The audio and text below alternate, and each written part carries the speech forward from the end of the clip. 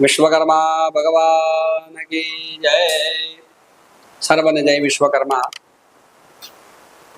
भगवान विश्वकर्माની યશગાથાના આપ ભાગ 1 અને 2 ને શ્રવણ કરીને તૃપ્ત થયા હશો।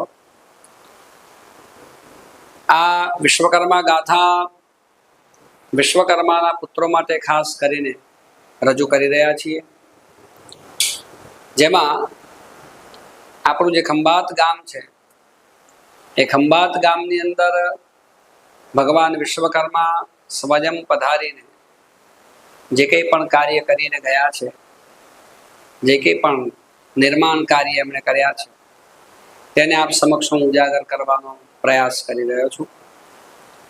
આ સંપૂર્ણ કથા સ્કંદ પુરાણ આધારિત છે।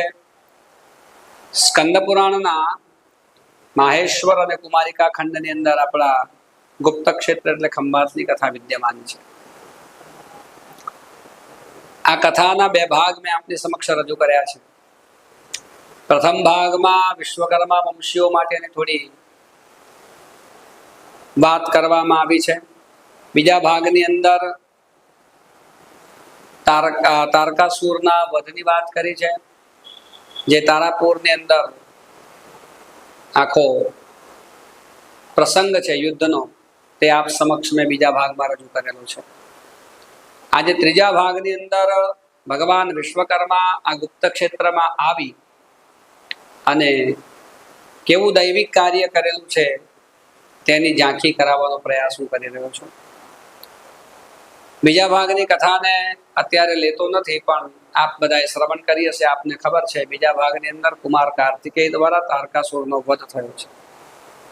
અસુર વધ થયો તે કુમાર કાર્તિકેયનો ઐતિહાસિક અને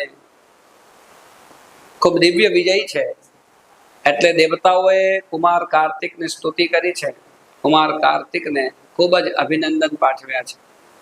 અને દેવતાઓએ એક રજૂઆત કરી કાર્તિક સ્વામીની પાસે કે આપની આજ્ઞા હોય તો અમારે આ જે વિજય છે આપનો એ અનાદિ યુગો સુધી એમને એમ રહે, એના માટે યશગાથા રૂપે અમારે આ જ સ્થળે એક વિજય સ્તંભની સ્થાપના કરવી છે। કુમાર કાર્તિકેય પ્રસન્ન થયા અને કુમાર કાર્તિકેય દેવતાઓને અનુમતિ આપી, દેવતાઓ પણ પ્રસન્ન થયા। દેવતાઓ દ્વારા નિર્ણય કરવામાં આવ્યો કે તે સ્તંભ સંપૂર્ણ સુવર્ણ અને રત્ન જડિત હોવો જોઈએ, એટલે વિશ્વકર્માનું આવાહન કરવામાં આવ્યું। વિશ્વકર્મા પધાર્યા, વિશ્વકર્મા દ્વારા આખો સ્તંભ નિર્મિત થયો, રત્ન જડિત જે સ્તંભ છે એ સ્તંભને ત્યાં જળની અંદર એટલે કે સમુદ્રના કિનારે રોપવામાં આવ્યો, સ્થાપવામાં આવ્યો। આપણી પરિભાષામાં, સંસ્કૃતની પરિભાષામાં કે તેની સ્થાપના કરી।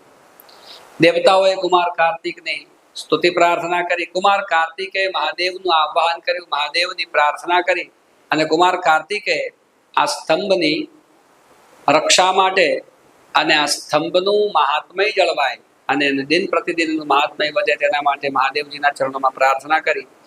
મહાદેવજીએ કુમાર કાર્તિકને આશીર્વાદ આપીને એમ કહ્યું કે આ જ સ્થળ ઉપર હું સ્તંભેશ્વર મહાદેવ તરીકે સ્થાપિત થઈશ, પ્રતિષ્ઠિત થઈશ। એટલે મહાદેવના વચનો અનુસાર વિશ્વકર્માએ પુનઃ એક લિંગ નિર્માણ કર્યું, જે સ્તંભેશ્વર મહાદેવ તરીકે પોતાનું નામ ધરાવે છે। તે શિવાલયની પણ રચના ભગવાન વિશ્વકર્મા દ્વારા કરવામાં આવી અને તે શિવાલય આજે પણ ખંભાતના અલિંગ વિસ્તારની અંદર બોરિયાપાડા પાસે સ્તંભેશ્વર મહાદેવના નામથી પ્રચલિત છે, જેની બાંધણી આજે પણ આપણને પ્રાચીન લાગે છે। સમારકામ થયેલું છે, પણ આજે પણ તે પ્રાચીન છે તેની સાક્ષી આપણને અનુભૂતિ થાય છે। ભગવાન વિશ્વકર્મા દ્વારા આ ગુપ્ત ક્ષેત્ર એટલે કે ખંભાતમાં આવીને ત્રીજી વખત શિવાલયનું બાંધકામ અને શિવલિંગની રચના અને એ મહત્ કાર્ય કરી અને ભગવાન વિશ્વકર્માએ 3 કાર્યો ખંભાતની અંદર આવીને પૂર્ણ કરેલા છે, જેને પ્રાચીન સમયમાં ગુપ્ત ક્ષેત્ર તરીકે સંબોધવામાં આવ્યું છે। આ ખંભાતનું પ્રાચીનમાં નામ ગુપ્ત ક્ષેત્ર કેમ રાખ્યું છે તેનો પણ ઇતિહાસ આપેલો છે।